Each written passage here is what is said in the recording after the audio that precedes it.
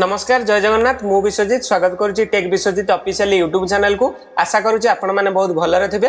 आज भिडियोटी मुझे क्या बनाऊँगी निर्माण श्रमिक कल्याण योजना एजुकेशनल असिस्टेंट जहाँ सरकार तरफ घोषित जार लास्ट डेट अच्छी केबे ना 30 सेप्टेम्बर 2024 भितर आपको आवेदन करने पड़ो। यही आप्लिकेशन टी आवेदन करने कौन कौन डॉक्यूमेंट आवश्यकता रही कौन कौन क्राइटेरिया रही संपूर्ण मुझे आपको डिटेल्स रे वीडियो रे कहबी। तो आपण मैंने जदि आम चैनल नुआ आसी तो आम चैनल को सब्सक्राइब कर दिंतु, ये भिडियोटा को भरपूर लाइक दिंतु। जदि आपण मानक ये वीडियो भल लगुथिबो तो सांग मानक सहित शेयर करके समस्त को जणातु केउ माने आवेदन करि परिबे। चलंतु मु प्रथमे आपनको कहि देउची। चलंतु आमे ऑफिशियली नोटिफिकेशन टी को एबे चलंतु ऑन कर देबा। एठारे देखंतु टाइप नंबर ड्यूरेशन रो स्कॉलरशिप दिया जायछि केउ केउ क्लास रो पिला माने पाइबे एवं केते टंका पाइबे एवं कोन कोन क्राइटेरिया रहिछि मु आपनको गोटिए थरा बुझाई देउछि। फॉर क्लास 6 आउ 7 क्लास छात्री रहिले सेमान को 2000 टंका वार्षिक स्टाइपेंड दियाबो बोली घोषणा करा जायछि ओनली गर्ल चाइल्ड। एवं अष्टम क्लास रे जो ऑल चिल्ड्रेन माने अष्टम रे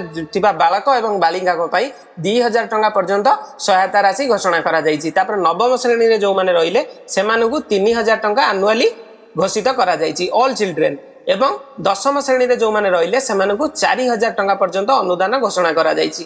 तापर आसिला cash award to the children securing 90% और एबव इन क्लास 10 जो छात्र छात्री माने 90% रु अधिका मार्क रखिकी मैट्रिक परीक्षा रे उत्तीर्ण होइतिबे सेमानक पई 10000 टंकार गोटिए अनुदान वन टाइम फीस घोषणा करा जायछि। आपनको एटा मिली पारिबो। तापर आसिला क्लास 11 एवं 12 माने एकादश एवं द्वादश पई जो छात्र छात्री माने पाठ पढुचंदी जदि तांकर बापा माँ लेबर कार्ड धारी हेइतिबे सेमानक पई 5000 टंका पर्यंत अनुदान करा जायछि। तापर आसिला कोन ना for classes BA BSc BCom बा पीजी स्टूडेंट पई 7000 टंका एनुअल घोषित करा जायछि। तापर आसिला कोन ना बीटेक एमसीए एमबीए बीआर्स एमआरस एमटेक जो माने करूचंदी सेमानक पई 40000 टंका पर्यंत घोषणा करा जायछि। तापर बीडी सिटी नर्सिंग जो माने करूचंदी सेमानक पई 10000 टंका पर्यंत एनुअली घोषित करा जायछि। एवं मुख्य जिंस होला जो स्टूडेंट माने झियो पिलांक पई 20% additional benefit to the girl child beneficiary over एवं नॉर्मल असिस्टेंट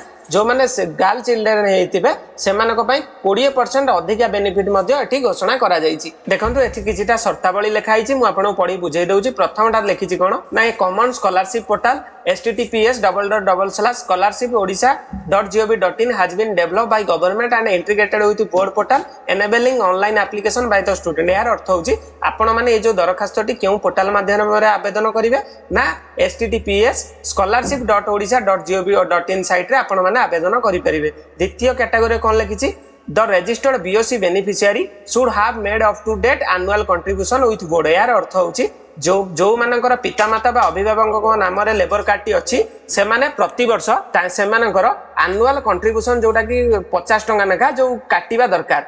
तृतीय रे लिखिछि 50% annual attendance of the student in class for that academic year is required for available the said assistant. यार अर्थ होछि जो छात्र छात्री माने पाठ पढुचंदी सेमानकर 50% एनुअल अटेंडेंस आवश्यक जो क्लास रे से पाठ पढुचंदी। एवं चतुर्थ पॉइंट रे कोन लिखिछि course of continue cum attendance certificate from concerned educational institute to be uploaded in this regard. यार अर्थ होछि जेउटी पिला माने पाठ पढुचंदी सेही इंस्टीट्यूट रु गोटिए कंटिन्यू सर्टिफिकेट आनिया पय पडिबो ऑफिशियली सेटा को एठी अपलोड करिया पय पडिबो।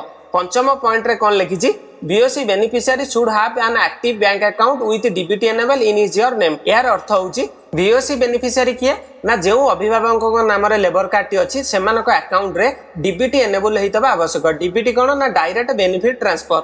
जदि डीबीटी आपनक बैंक खाता रे एनेबल नाही तो मु आपनको कहि रखुछि आपनको बैंक को जाईकी गोटे डीबीटी फॉर्म को फिलअप करिकि आपण मानकर बैंक रो कर्मचारी माननको देले से माने आपनक खाता रे आपनक अभिभावक खाता रे डीबीटी को एनेबल कर देबे। डीबीटी एनेबल कर देले सरकार सीधा सड़क भाव में आपनक अकाउंट को टंका टी छाड़िबारे समर्थ हेबे। तापर आसिला कोन वीआई रे student must enter their bank details such as bank branch name saving bank account number and IFSC code very carefully to ensure smooth transfer of the financial assistance to your parent account। जेतेबेले student तांकर bank account रो खाताटी भरिबे ध्यान रो सहित IFSC code account number एवं name को आपन को भरिबा पई पड़िबो। आई होप आपण माने बुझी पारुथिबे। एवं जदि आपको किसी न बुझी पार्टी आपन किसी त्रुटि रोचे तो मत कमेंट करके जनइले मुझे आपको आंसर टी देवी। द्वितीयत रहा यही वीडियोटा हाउ टू अप्लाई वीडियो मु खूब जल्दी आम पोर्टाल रे अपलोड कर दूची। आशा करुँची जदि ये वीडियोटी आपको भल लगी ये वीडियोटी को बहु मात्रा में शेयर करके अन्य सांग पाखे पहुंचातु और आम चैनल को सब्सक्राइब करूँ। रोचे जय जगन्नाथ जय हिंद।